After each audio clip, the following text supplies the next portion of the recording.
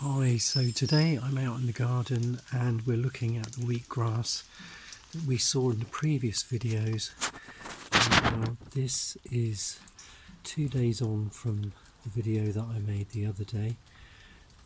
Actually it's 3 days on, and we can see that the wheatgrass has now grown, and this is about the 10th or 11th day of the wheatgrass growing.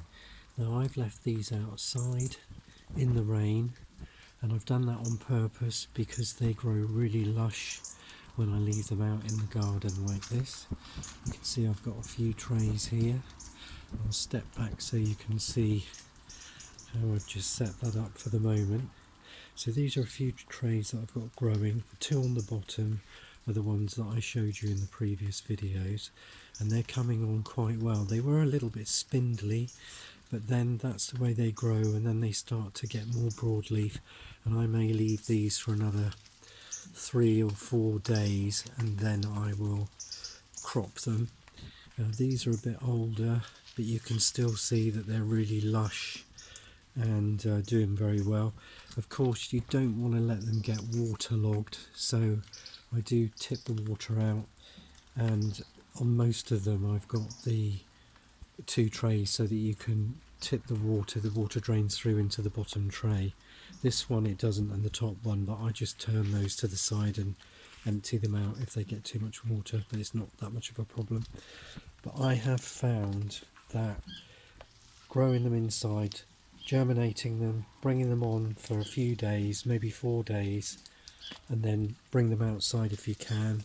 If you've got a greenhouse, obviously in the summer it's not good to put them in the greenhouse, but in the winter it might be an idea if you've got a nice tidy greenhouse to put them out in the greenhouse to grow.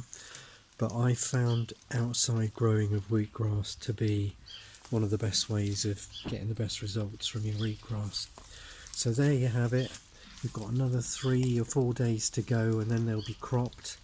And we're just getting close so you can see how absolutely lush and beautiful these trays are, and they're coming on really nicely.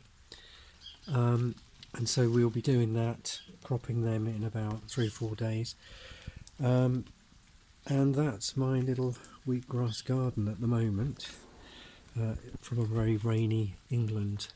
So if you'd like this video, please give it a thumbs up and subscribe to the channel, and leave a comment and let us know where you are on your wheatgrass journey. Thanks for watching the video, and I'll see you in the next video.